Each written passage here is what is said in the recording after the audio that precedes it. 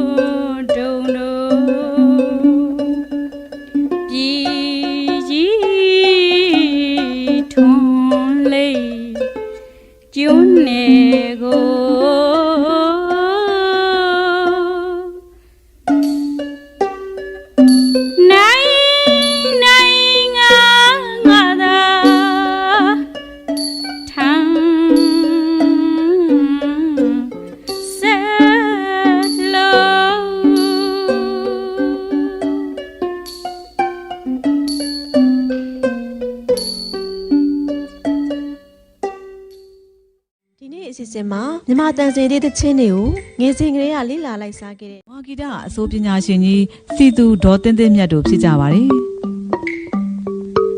မဟာဂီတတဲ့ချင်းတွေဟာရှေးမင်းများလက်ထက်ကလေးကရေးသားထားခဲ့တဲ့ရှေးဟောင်းမြန်မာတချင်းကြီးများဖြစ်ပါတယ်ဒီနေ့ခေတ်ကာလမှာတေဂီတအမျိုးအစားများစွာရှိနေတာကြောင့်ခက်ခဲနက်နဲပြီးတော့တန်ဖိုးရှိလာတဲ့မဟာဂီတတေးသချင်းတွေဟာနှစ်ကာလလွေလျားလာတဲ့အခါမှာထိမ့်သိမ့်မဲ့သူနေပါသွားမှာကိုစိုးရင်ရတဲ့အနေအထားကိုရောက်ရှိလာခဲ့ပါတယ်။ဒါကြောင့်မဟာဂီတတချင်းကြီးတွေကိုစိတ်ဝင်စားအောင်သင်ကြားပေးတဲ့နေဆိုတဲ့အကြောင်းကိုလည်းမဟာဂီတအဆိုပညာရှင်စီသူဒေါ်တင်းတင်းမြတ်ကအခုလိုပြောပြပါရရှင်။ဒီသချင်းကနေသင်ပေးတဲ့အခါမှာပေါ့လေသချင်းရဲ့အဓိပ္ပာယ်ကိုသူတို့နားလည်သဘောပေါက်အောင်ပြောပေးရမယ်နော်ဒီသချင်းလေးဟာဘယ်လိုကြောင့်ရေးတယ်ပေါ့ဘယ်လောက်အထိတန်ဖိုးရှိခဲ့တယ်ဘယ်ခေတ်ကရေးတယ်သင်တဲ့ဆရာတွေကဒီလိုပြောပြီးသူတို့စိတ်ဝင်စားအောင်သင်ပေးရင်ဒီကလေးတွေကသူလေးလာလိုက်မယ်လိုက်စားလိုက်မယ်သင်ယူကြလိုက်မယ်လို့အဲ့လိုထင်ပါတယ်တချင်းရဲ့စလုံးတိုင်းမှာအဓိပ္ပာယ်လေးတွေရှိတယ်နော်အဲ့တော့ဒီသချင်းရဲ့အဓိပ္ပာယ်လေးဟာဒီလိုရှိတဲ့အတွက်ဒီသချင်းကဘယ်လောက်အထိတန်ဖိုးရှိတယ်ဘယ်သူကရေးခဲ့တယ်ဘယ်သူဆိုတာမသိရင်လည်းဘယ်ခေတ်လောက်ကပေါ်ခဲ့တယ်ဘယ်ခေတ်မှရေးခဲ့တယ်အဲ့တော့ဒါတွေဟာမြမဟန်ဖြစ်တဲ့အတွက်ဝါဒနာပါသည်ဖြစ်စေမပါသည်ဖြစ်စေမိမိရဲ့လူမျိုးဂုဏ်သိက္ခာအတွက်အမျိုးဘာသာသာသနာအတွက်ပေါ့နော်အဲ့တော့မြမရိုးရာယဉ်ကျေးမှုကိုလူမျိုးကိုဘာသာကိုယဉ်ကျေးမှုကိုထိမ့်သိမ့်တဲ့အနေနဲ့သင်ယူသင့်တယ်လို့ထင်ပါတယ်။တချင်းရဲ့တရုပ်ဖော်လေးတွေပါသူတို့ကိုပြောပြပြီးတော့သင်မယ်ဆိုရင်တော့စိတ်ဝင်စားမယ်လို့ထင်ပါတယ်။ဒီတိုင်းမဲ့ဒီချင်းကဒီစီးနဲ့ဒီဝါနဲ့ဒီလိုဆိုရတယ်အတန်ဒီလိုထားရတယ်ဒီလောက်ပြောယုံနဲ့တော့ဒီခေတ်ကလေးတွေကသိစိတ်ဝင်စားမယ်လို့မထင်ဘူး။အဲ့တော့တချင်းရဲ့အဓိပ္ပာယ်တွေပေါ်လွင်အောင်တချင်းရဲ့တရုပ်ကိုပေါ်အောင်ပေါ့တချင်းတရုပ်ဖော်လေးပေါ့ဒါဘယ်ဇာလန်ဘယ်ကကွက်ကဘယ်သူကဘာကြောင့်ဒီလိုရေးခဲ့ပြီးတော့ဘယ်အချိန်ဘယ်အခါမှာဘယ်လိုဆိုခဲ့တယ်ဒီလိုပြောပြနိုင်ရင်တော့သူတို့သင်ယူရလိမ့်မယ်လို့အဲ့လိုထင်ပါတယ်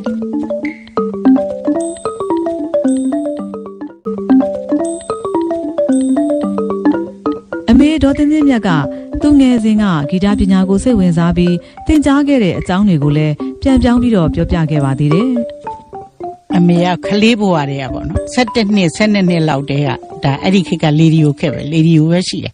အဲ့တော့အဲ့ဒီလေဒီယိုနားထောင်တဲ့အခါမှာအမေကဒီသချင်းကနေကိုပဲအမေနားထောင်တယ်စိတ်ဆန္ဒကိုကပေါ့နော်ကာလာဘော်တွေသိနားမထောင်ဘူးသူကသူလာလို့ကြားရင်ကြားလိုက်တာပဲဒီသချင်းကြီးကြတော့ဂယုတစိုက်လိုက်ပြီးတော့မှတ်တယ်အဲ့တော့သချင်းကြီးရဲ့တီးလုံးတီးခွက်မန်းတော်လေးတွေပပြိုးတော်လေးတွေယိုးရရတော်လေးတွေပေါ့နော်ဒီလိုအတော်လေးတွေကိုနဝင်ချိုရင်းကနေပြီးတော့ဒီစာသားတွေကိုလည်းအင်မတန်မှသဘောကျတယ်စာသားဟာဘာလဲလို့လဲကိုဟာကိုတွေးတယ်အတိတ်ပဲအဲ့လိုတွေးပြီးတော့ဒီရှေးခေတ်ကနန်းတွင်းကနော်တကယ်နန်းတွင်ရိုးရာယဉ်ကျေးမှုသချင်းတွေအဲ့ဒါတွေကိုကြိုက်နှစ်သက်ခဲ့တယ်စပြီးတော့သင်ခဲ့တာကတော့ပထမတော့ဝါဒနာရှင်ဂီတဆရာပေါ့ဦးထုံးဖေးလို့ခေါ်ပါတယ်သူကတော့နာမည်ကျော်မဟုတ်ပါဘူးအဲ့တော့သူနဲ့သချင်းကြီးတွေသင်ပြီးတော့နောက် A1 ဖလင်းကဆရာမကြီးရုပ်ရှင်မင်းသမီးကြီးဒေါ်မေသန်းပေါ့နော်သူရှိမှသင်ယူပြီးတော့အဲ့ဒီအမေဒေါ်မေသန်းဝိုင်းကပဲသချင်းကြီးတွေကိုလွှင့်ခဲ့ပါတယ် အမေတော်အောင်ကြီးတို့ဟိုတဲ့အမေတော်စောမြအေးကြီးတို့အဲ့ဒီအထီလိုက်ပြီးတော့မြိုင်သားတွေနှစ်ပါးသွားဆုံနေဆိုဟန်နေအမေတော်ဒီလူညွန့်စီရလိုက်ပါတယ်အဲ့နောက်ပိုင်းတော့အဲ့ဒါဆရာကြီးဦးတောက်တို့စန်းနေရဆရာတွေပေါ့အကုန်လုံးတင်ပါတယ်ဥစိန်ဘိုတင်တို့ရောသူတို့နောက်ပိုင်းလူငယ်တွေပေါ့နော်သူတို့တွေရှိရလဲတင်ပါတယ်စကိုင်းဦးလာရွှေတို့နောက်အမေတော်ဟင်းသာကြီးတို့ပေါ့ဦးလာရွှေရဲ့ဇနီးပေါ့နော်သူတို့ရှိရနေသင်ယူခဲ့ပါတယ်အများဆုံးသင်တာကတော့အမေတော်အောင်ကြီးရှိရနေအများဆုံးသင်ပါတယ်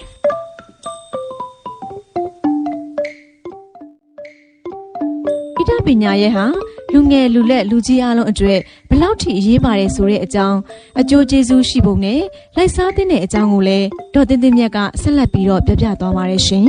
အဲ့တော့ဂီတဟာလူတွေရဲ့အသက်ပဲနော်ဂီတမရှိရင်လူတွေလည်းအသက်မရှင်နိုင်ဘူးနော်မွေးကြရပဲကလေးငိုတယ်ဆိုရင်အိုးအေးဆိုအဲ့လိုလေးဂီတတန်လေးနဲ့ချော့တာဟုတ်ဂီတဟာလူတွေအတွက်အသက်ရှိသေးဖြစ်တယ်စိတ်ကြည်လင်တဲ့ဆေးဖြစ်တယ်နောက်စိတ်ဒေါသတွေကိုဖြေပြောက်နိုင်တယ်ဂီတကနော်မြမဂီတပေါ့အားလုံးအဲ့ဒါတွေကိုဒါလိုက်စားလေးလာမယ်ဆိုရင်စိတ်တွေလည်းအလိုလိုနူးညံ့သိမ်မွေ့ပါတယ်လို့ကိုယ်စိတ်လည်းပျော်ရတယ်သူတို့ကလည်းစိတ်ချမ်းသာရတယ်ကိုယ်တိုင်းလည်းကိုယ်စိတ်ဓာတ်ဟာတဖြည်းဖြည်းနူးညံ့သိမ်မွေ့ပါတယ်ဂီတပြောက်ရင်လူမျိုးပြောက်တယ်လို့ဆိုရိုးစကားရှိတယ်လေအဲ့တော့ဂီတမတိမ်ခေါအောင်ဒီသချင်းကြီးသချင်းကနေကိုလည်းလိုက်စားသင့်ပါတယ်မြန်မာတန်သချင်းတွေကိုလည်းလိုက်စားသင့်ပါတယ်ယနေ့လူငယ်တွေသဘောကျတဲ့ဒီခေတ်ပေါ်တွေလည်းဒါလည်းလိုက်စားသင့်တယ်ဒါလည်းအများအတွက်ပေါ့နော်ဒါလည်းအများအတွက်ဖြောပြမှုမှာအင်မတန်မှခွန်အားတွေဖြစ်ပါတယ်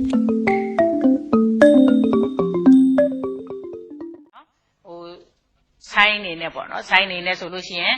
မေရုရေမရာဇာလေ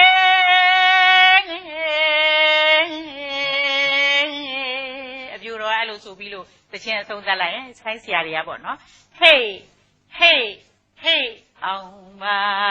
စေအဲ့ဒီလိုဆိုင်းဆရာတွေကလိုက်ပေးလိုက်တယ်လိုက်ပေးပြီးတော့မှမိုင်းညွန့်နဲ့ဒီလိုဆက်တာပေါ့နော်ဟိုတကယ်ဟိုဇတ်တပင်ပေါ်မှာပေါ့နော်နောက်ကဆိုတယ်နော်အဲ့တော့ဒီချင်းလေးမှာလည်းအရင်သချင်းတွေလိုပဲစီယူဒါဝါဒါကိုမှတ်ရမယ်နော်အတန်ရောက်အတန်ကြတွေကိုမှတ်ရမယ်အတော်ရှိတယ်အတော်မရှိဘူးအဲ့ဒီလိုမှတ်ရမယ်နော်ဆန်းနွေဦးဒါကတော့နတ်ချင်းပေါ့ဒီနတ်ချင်းကလည်းရေကြိုလေကြိုခွန်နောက်တို့လိုပဲစီဝါမပါဘူးမိမိရဲ့အတန်ကိုအတန်ရှိသလောက်ဆိုနိုင်တယ်စီဝါတီးဖို့မလိုဘူးပေါ့နော်အဲ့တော့ဒါလေးကိုပထမတစ်ခေါက်ဆိုပြအောင်ပါတစ်ခေါက်ကိုသေးသေးချာချာနားထောင်ပြီးတော့မှတစ်ပိုက်ချင်းတစ်ခါပြန်တိုက်ပေးပါနော်မေရုရေမှရာဇာလေ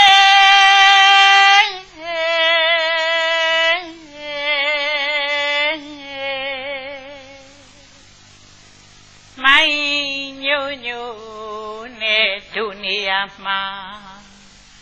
မိုင်းညိုညိုနဲ့ဒုနေရမှာသီရာရဲ့ချင်းဆိုတဲ့အခါမှာစီးနဲ့ဝါဟာဂီတရဲ့အသက်စီးနဲ့ဝါဟာဂီတရဲ့အချုပ်စီးနဲ့ဝါဟာဂီတရဲ့အဓိကကြတယ်လို့ပြောထားပြီးသားဖြစ်တယ်အဲ့တော့အမြဲတမ်းသချင်းဆိုတိုင်းစီးနဲ့ဝါကိုအထူးသတိထားပြီးဆိုရမယ်အဲ့တော့ဒီသချင်းလေးကိုပထမဆုံးတစ်ခေါက်တိုင်ပေးမယ်နောက်တစ်ခေါက်ကျတော့လိုက်ဆိုနော်အဲ့တော့စီးနဲ့ဝါသတိထားမယ်စဆိုချင်းစံရတောင်ကျွန်းဆိုကြတဲ့စံဆိုမှာဒီဝါလေးနဲ့စံဆိုတဲ့မဟာဂီတရဲ့အစီအစဉ်တိုင်းပဲပေါ့နော်အခြေခံကျိုးသချင်းတွေသင်တယ်ဘွဲသချင်းသင်ရတယ်ဒီနေ့အဲ့ဒီသချင်းလေးတွေတဲ့အရင်သင်ပေးထားတာတွေတဲ့ခက်ခဲတဲ့သချင်းကိုသင်တယ်အဲ့တော့ဘွဲသချင်းတွေမှာတော့နေရည်စီတီးခဲ့တယ်အခုဒီသချင်းကရောဗာတီးကြမယ်ဟုတ်တယ်သချင်းကမှလည်းနေရည်စည်းပါပဲနော်အဲ့တော့ထူးမခြားနာသချင်းကဆိုတာကတော့မြတ်စွာဘုရားရဲ့ရောင်ကြီးတော်ဘွဲ့ဖြစ်တယ်နော်မြတ်စွာဘုရားရဲ့ရောင်ကြီးတော်တွေကိုတင်စားပြီးတော့ရေးထားတဲ့သချင်းဖြစ်တယ်နော်ဘာသာရေးပွဲတွေမှာဒီသချင်းကိုအမြဲတမ်းအသုံးပြုပူဇော်ကြတယ်အဲ့တော့ဒီသချင်းဟာနေရည်စည်းနဲ့ပဲတီးမယ်အဲ့တော့အခုရှေ့ကနေပထမတစ်ခေါက်တိုင်ပေးမယ်နော်ထူးမခြားနာရဲ့ရှင်ရယွန်းလင်းရဲ့ဖုံးတကူလဲရဲ့ဒီအပိုက်တွေကတော့အလိုက်ကအတူတူပဲတပိုက်တင်မဲ့သချင်းလေးကတော့ရွှေဖုံးတော်တိုးပါလို့ဆိုတဲ့ကျိုးသချင်းဖြစ်တယ်ကျိုးသချင်းလေးကတော့ သဘူဒီပါတောင်ကျွန်းလက်ရနမိတ်ထွန်းဆိုသလိုပေါ့နော်အောင်အတိတ်ကိုဆောင်တဲ့အောင်သချင်းလေးပေါ့အဲစောင်းအတီးလေးနဲ့စောင်းလက်တန်လေးနဲ့ဆိုကြမယ်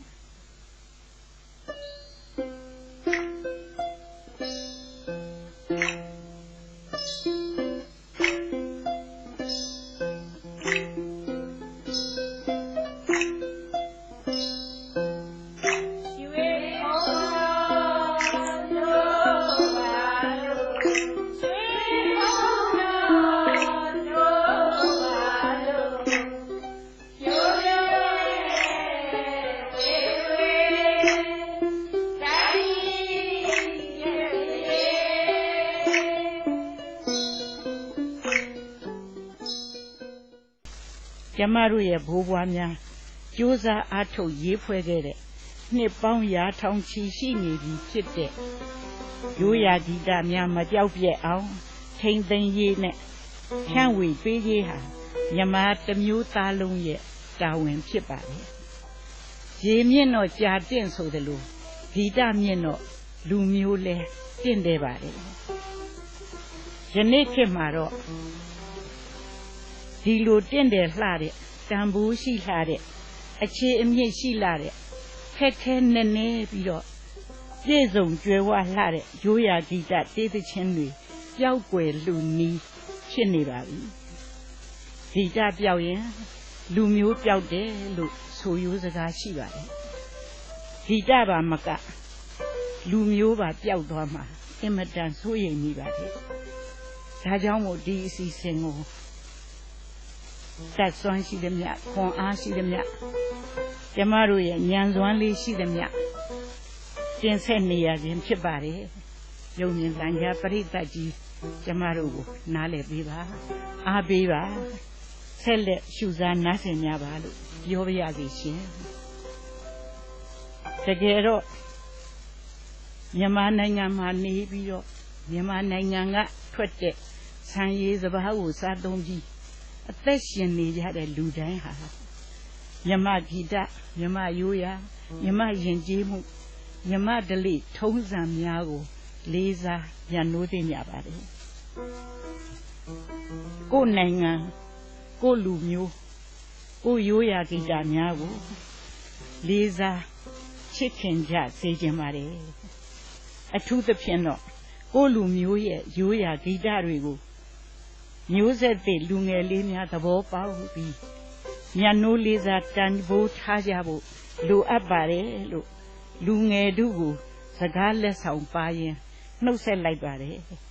ချစ်တဲ့ပရိသတ်ကြီးကျမ်းမာချမ်းသာကြပါစေရှင်အိုးဘေစီစန္ဒီမာ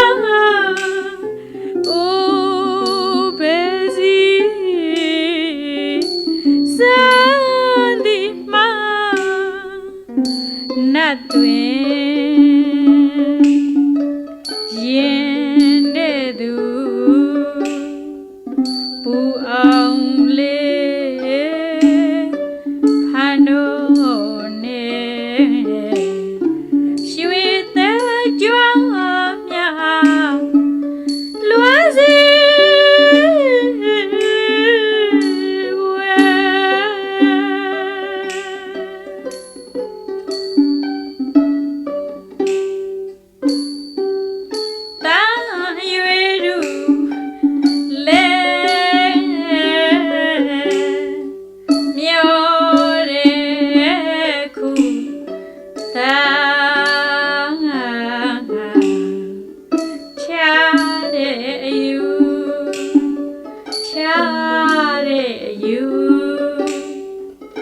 ဘေးအမှု